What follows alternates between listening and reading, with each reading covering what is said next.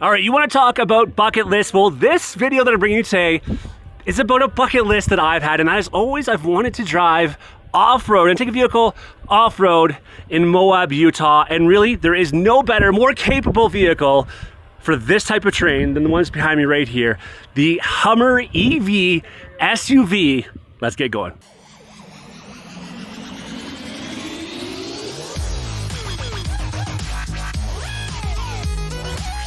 So first of all, I have to give a massive shout out and thank you, of course, to GMC for even inviting me on this fairly exclusive event because again, you know, it's just something that's pretty unique to head out to Moab and off-road one of these amazing vehicles. Well, I had to leave, obviously, my location up here in Northern Ontario, Canada, Sault Ste. Marie, and fly my way over to Grand Junction, Colorado. From there, I got the ability to drive the HUMMER EV, which was waiting for us, from there to Moab and, you know, just arriving at a stunning and beautiful hotel that they put us up in there.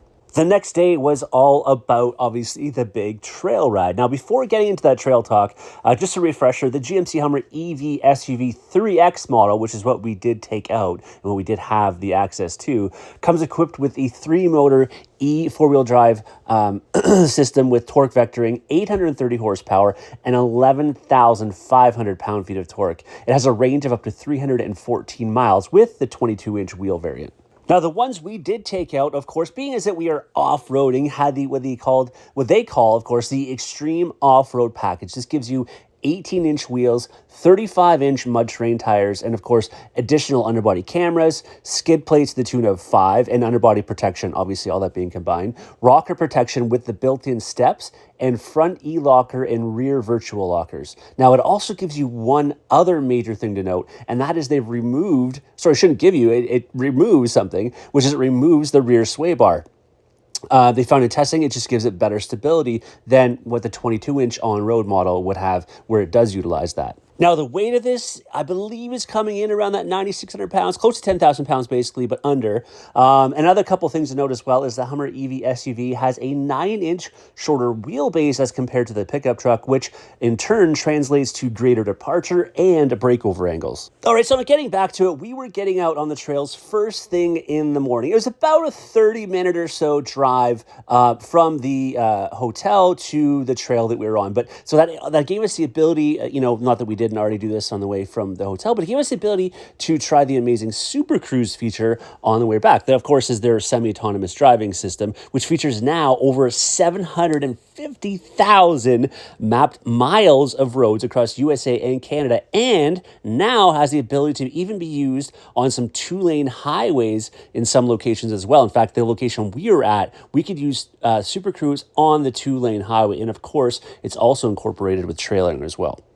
Of course, we're in Utah. It was a beautiful drive there, and it was a beautiful day. We couldn't have really, anticipated or asked for, a better day than what we had. So we arrived at kind of what I want to call the trailhead. There's a motorhome set up there with some refreshments, and we had a little bit of a trail talk, before we get out on the trail. And what they did was, and I think it's a smart thing, is they broke us in slowly and gradually. The trails and the obstacles would gradually become more difficult, or what I would call more fun as we went along. Now, all this being said, I am somewhat familiar with the HUMMER EV SUV as I did have the ability and opportunity to take it out in San Francisco and then, of course, in Napa Valley. Now, Napa Valley, they had a course set up for off-road for us to do. However, it had rained and rained and rained and rained and rained. And so the off-road course was basically unusable. Got to go in it, but didn't get to drive it. So needless to say, this was exciting to finally have the ability to drive this, amazing off-road machine where it was designed for. Now, needless to say, although some of the obstacles, looked a bit sketchy at times, the HUMMER handled everything thrown at it with ease and comfort. And oh yeah, quietness. It's actually a pretty unique and unreal experience to take something off-roading and be able to actually hear nothing, or, at least just the nature around you. This became that much more apparent as during our second half of the day, we removed the infinity roof to get the full experience. So this was a fairly long day. It was, about 4 hours, if I can recall, a couple hours in the morning, and then we had a lunch break, and then that's when we took the infinity roof off, as I just mentioned, and then a couple hours in the afternoon. So the one thing I want to mention before we get into even more of the off-roading component is how impressed I was with the battery life, because we drove out to the location, back to the location, plus all that off-road driving, plus even during the lunch hour and everything else, we just left the vehicle running the whole time because it doesn't really draw a ton of power when it's just sitting there, but it kept it cool because it was getting warmer as the day went on. So that is one thing I did want to note, is the battery life. I was very, very impressed with. Now, some of the huge things I noticed while we were off-roading this beast was how much I appreciated the front and underbody camera views, especially the front view, as it allowed us to see, when we're traversing up or down some of these steeper obstacles. Of course, this is a big vehicle. It's wide. It has a big hood, obviously, because we have the frunk there, right? You have storage underneath that front hood, by the way. But when you're traversing very vertically, one way or the other, it's very hard to see what is directly in front of you. So needless to say, the camera views were used a lot. Now, I do apologize. I don't have some great, views of this because when we were traversing, it was hard to do that. But trust me when I say that the camera views very, very, very much came in handy and were very much appreciated when it comes to traversing certain things. And then, of course, I am very familiar with, as many of you are, with, the crab walk that this has, right? And the four-wheel steer. But that all being said, and again, having spent time in this in San Francisco, it was glaringly apparent to me how much I appreciated the four-wheel steer during our drive. Basically, it was crazy how we could just dart in and out of these tight and twisty trails. Never had to three-point turn once, not even once all day. And the more reactive you are with the steering, the more it reacts in the back. So in reality, it has this, pardon me, it's not so, but in reality, it actually has the same turning radius, if you can believe this or not, as the Chevy Bolt EUV. How insane is that? We actually had to turn around due to an accident on the highway, and we could turn right around on the two-lane highway without, three-point turning or anything like that. Just literally whipped it around. The people that were watching us were totally stunned. And I really got a good view of this when I was following vehicles on the trail. You could see how often and how much that four-wheel steer worked. And it like I said, it just made the ride so easy and so pleasant for such a big vehicle. It was very, very impressive and most apparent. Now, I also need to talk about the underbody protection and the rock sliders. I mean, this stuff was needed and extremely effective. It was interesting having, almost 10,000 pounds of vehicle come down hard on rocks that are like you're going down these, steps, as they call them, of rocks.